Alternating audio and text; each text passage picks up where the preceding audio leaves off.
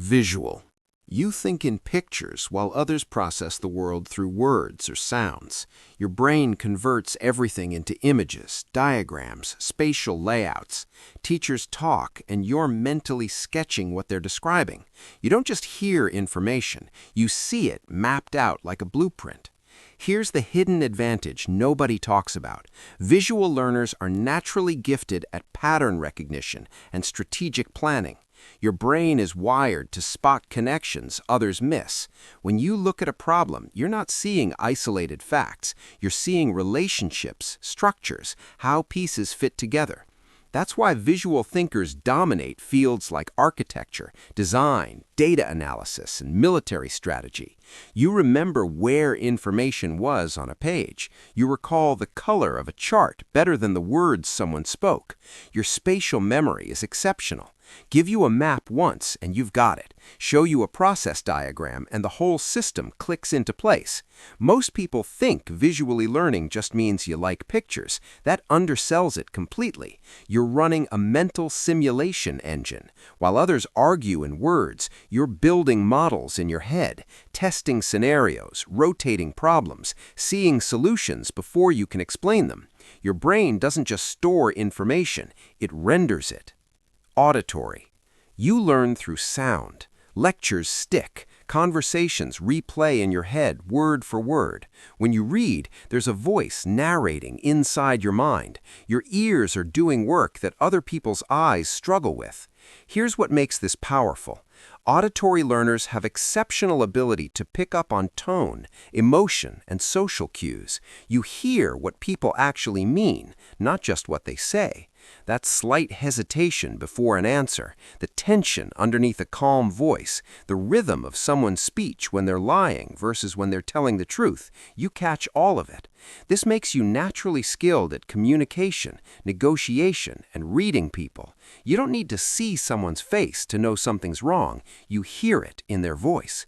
Podcasts and audiobooks aren't just convenient for you, they're your optimal learning format. You retain more from a conversation than most people retain from a textbook.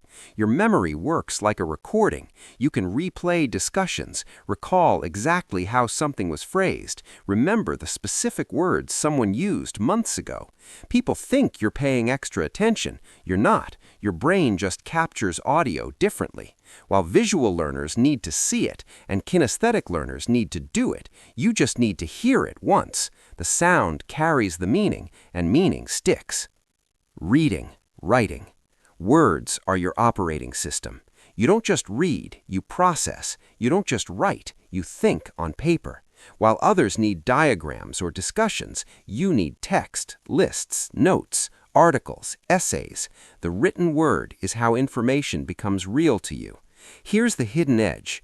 Reading, writing learners develop superior critical thinking and the ability to articulate complex ideas clearly. When you write something down, you're not just recording it, you're analyzing it, restructuring it, testing whether it actually makes sense. Writing forces precision. You can't hide vague thinking behind confident speaking when it's on paper.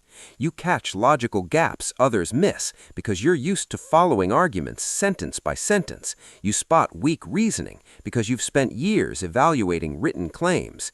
Your notes aren't just memory aids, they're thinking tools. The act of writing is the act of understanding. This gives you an enormous advantage in any field requiring clear communication: law, academia, business, journalism. You can take a complicated idea and break it down into something anyone can follow. You can read dense material and extract exactly what matters. Most people skim, you actually read. Most people talk through their thoughts, you write through yours. That's not just a preference, it's a competitive edge that compounds over time. Kinesthetic. You learn by doing. Sitting still and listening feels like prison. Your body needs to move, touch, experience. Information that enters through action sticks forever. Information that enters through passive observation vanishes within hours. The hidden advantage here is profound. Kinesthetic learners build deep, long-lasting memory through physical experience. You don't just know things, you know them in your bones. A concept you physically practiced becomes permanent. It's encoded in muscle memory memory, in procedural recall, in pathways that don't fade like verbal memorization does. This is why hands-on learners excel in surgery, athletics, trades, engineering, and any field requiring real-world execution. You can read about a technique 100 times, but you don't actually know it until your hands have done it. Other learners understand concepts, you embody them. Your restlessness isn't a flaw, it's a signal that your brain needs movement to process effectively. Walking while thinking, fidgeting during meetings, gesturing while explaining, these aren't distractions, they're how your system stays engaged. Schools punish this, reality rewards it. The people who actually build things, fix things, perform under pressure, they're overwhelmingly kinesthetic. Theory lives in textbooks, execution lives in your hands, and execution is what the world actually pays for. Logical, mathematical. Your brain hunts for patterns. Where others see random events, you see systems. Where they see coincidence, you see cause and effect. You need things to make sense, not emotionally, but structurally. If you can't find the underlying logic, the information feels incomplete. The hidden advantage is this: logical learners are naturally skilled at critical analysis and decision-making. You don't accept claims because they sound good. You test them. You ask what the evidence is, whether the reasoning holds, what would have to be true for this to be false. Your brain runs quality control on incoming information automatically. This makes you exceptional at problem-solving, debugging, strategy, and any field requiring systematic thinking.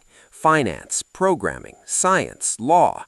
You can take a complex situation, break it into components, identify the variables that actually matter, and ignore the noise everyone else gets distracted by. But here's what most people miss. Logical thinking isn't cold, it's protective. Emotions can be manipulated, stories can be fabricated. Logic cuts through both. When someone's trying to sell you something, convince you of something, or lead you somewhere you shouldn't go, your pattern recognition kicks in. You see the structure behind the persuasion. You notice what doesn't add up. Your brain is a lie detector that runs on reason.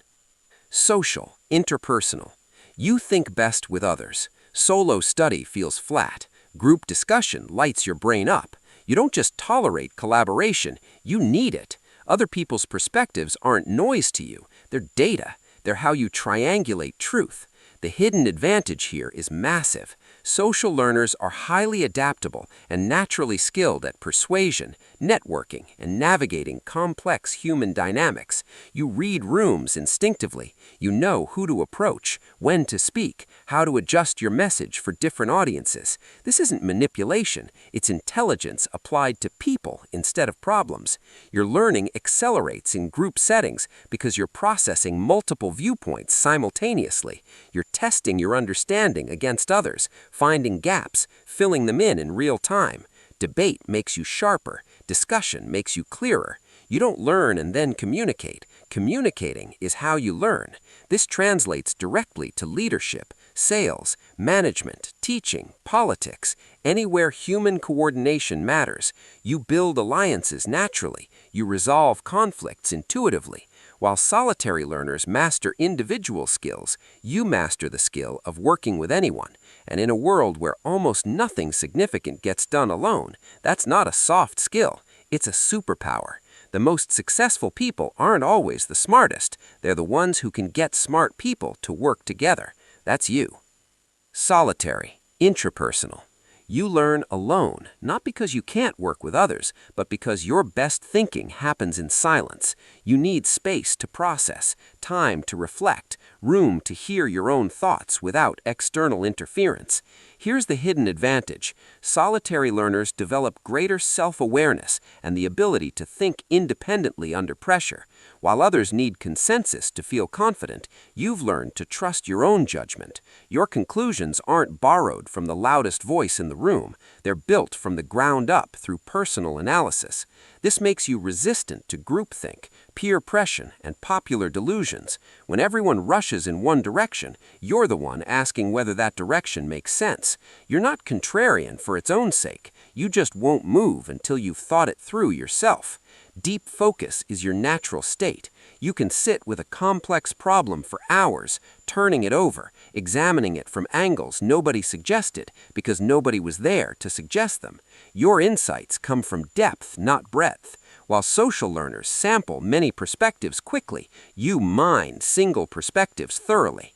The world undervalues this. Teams get celebrated, collaboration gets praised, but every breakthrough idea started in someone's head before it reached the group. Solitary processing is where original thinking lives. Your independence isn't isolation, it's the foundation of genuine intellectual contribution. Verbal, linguistic. Words are your power. You learn through language, speaking it, hearing it, playing with it. Vocabulary comes easily. Phrasing matters to you. You notice when something is said well and when it falls flat. Language isn't just communication for you, it's a precision instrument. The hidden advantage is significant. Verbal